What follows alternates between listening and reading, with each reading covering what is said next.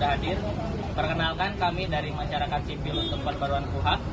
Hari ini tanggal 2 Oktober 2025 kami mengirimkan surat klarifikasi terkait jawaban untuk masukan-masukan yang sudah kami rekomendasikan dari awal kepada Komisi 3 DPR RI mengenai RKUHP.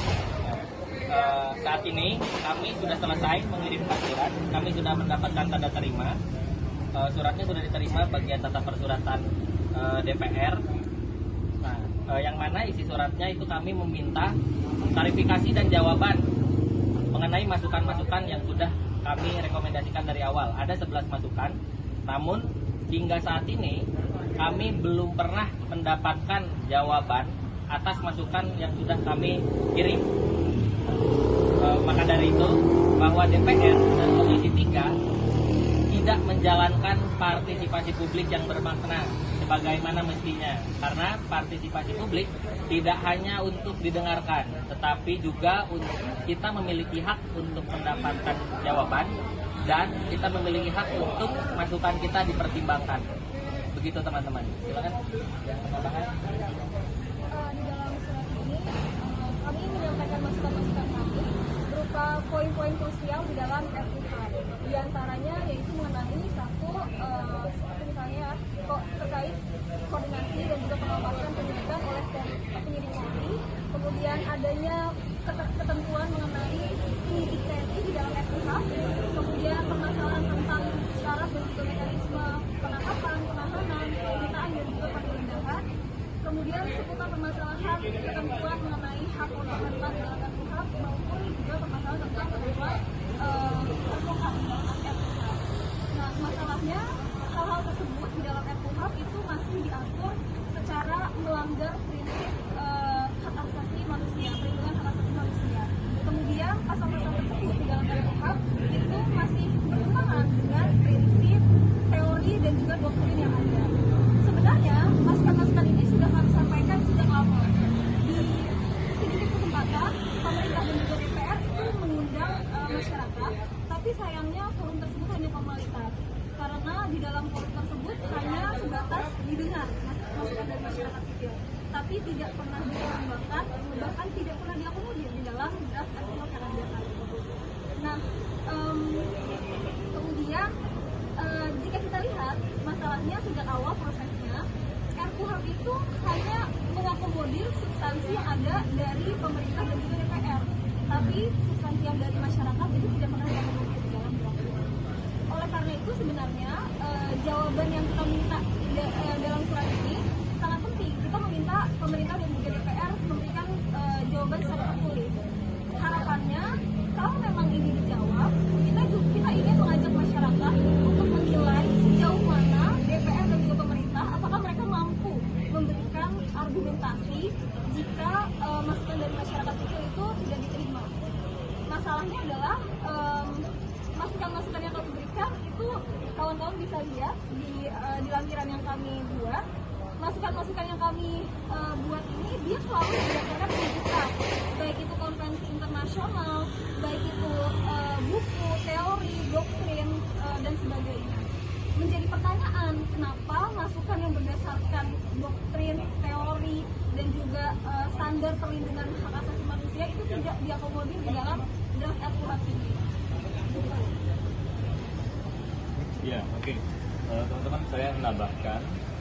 Jadi kenapa hari ini Koalisi Masyarakat Sipil untuk Reformasi atau Pembaharuan Kitab Undang-Undang Hukum Acara Pidana menyampaikan surat secara langsung kepada DPR RI berkenaan dengan tuntutan kami ya kepada para anggota dewan agar memberikan penjelasan ya, agar memberikan klarifikasi berkenaan dengan apa saja perubahan-perubahan yang kemudian dilakukan oleh para anggota dewan terkait dengan rancangan Kitab Undang-Undang Hukum Acara Pidana setelah berulang-ulang kali, kalau klaimnya Pak Habibur Rahman kan puluhan kali, ya 50 kali lebih, gitu ya, untuk mengundang masyarakat memberikan masukan.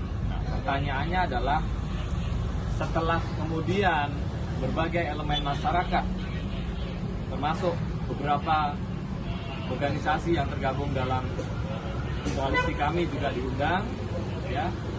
Apa kemudian dari masukan yang ada yang dipertimbangkan dan kemudian keputusannya seperti apa? Apakah diterima masukannya? Apakah ditolak? Nah, ini yang kemudian menjadi kegelisahan kami dan menjadi tujuan kami kenapa kemudian surat ini dikirimkan. Karena sampai dengan hari ini tidak ada draft terbaru yang dipublikasikan, ya, diinformasikan secara transparan terbuka kepada publik melalui website DPR RI. Setelah sekian lama, draft terakhir yang kemudian di-upload adalah draft RKUHP versi 11 Juli 2025. Jadi setelah sekian lama ketemu masyarakat, tidak ada perubahan apapun di dalam RKUHP.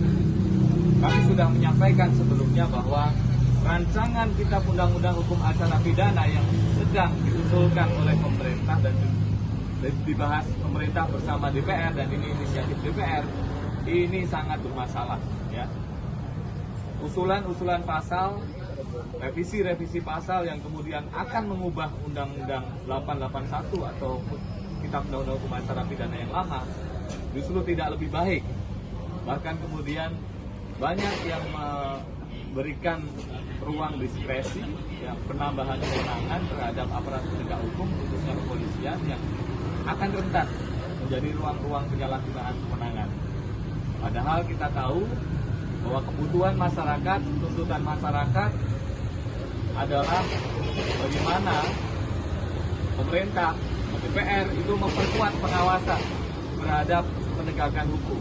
Proses penyelidikan, penyidikan, upaya paksa seperti penangkapan, penahanan, penyitaan, penggeledahan, penetapan tersangka yang selama ini acap kali sewenang-wenang, bahkan bisa dimanipulasi, yang berakibat pada praktek-praktek kriminalisasi terhadap masyarakat. Dan belum lama ini kita tidak lupa, kita masih menuntut dan berjuang sampai hari ini, dan tuntutan reformasi kepolisian, ya, yang salah satu poinnya adalah bagaimana kewenangan besar kepolisian dalam penegakan hukum yang itu tertuang dalam kitab undang-undang hukum acara pidana itu diberikan transparansi dan akuntabilitas, sehingga pengawasan dan mekanisme check and balances itu bisa kemudian diperkuat, sehingga kewenangan-kewenangan tersebut tidak kemudian digunakan secara sewenang-wenang dan terjadi abuse of power dan praktek-praktek penyiksaan, praktek-praktek undue delay, praktek-praktek kriminalisasi,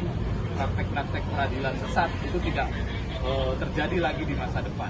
Nah, ini yang kami pertanyakan, ya, karena sampai hari ini tidak ada pertimbangan apapun, tidak ada penjelasan apapun, padahal tadi tegas sudah disampaikan oleh Iqbal, hak kita, ya, warga negara untuk mendapatkan peraturan perundang-undangan atau dalam hal ini undang-undang hukum acara pidana yang berkualitas, yang baik, yang menjamin hak-hak warga negara ketika berhadapan dengan proses hukum. Kita tidak mau justru nanti revisi KUHP yang terjadi semakin buruk, gitu ya, dan tidak kemudian memberikan perlindungan terhadap hak warga negara, hak korban, ya, hak saksi, termasuk hak tersangka, termasuk kelompok minoritas rentan, ya, yang juga berhadapan dengan proses hukum. Nah, itu yang kita harapkan, karena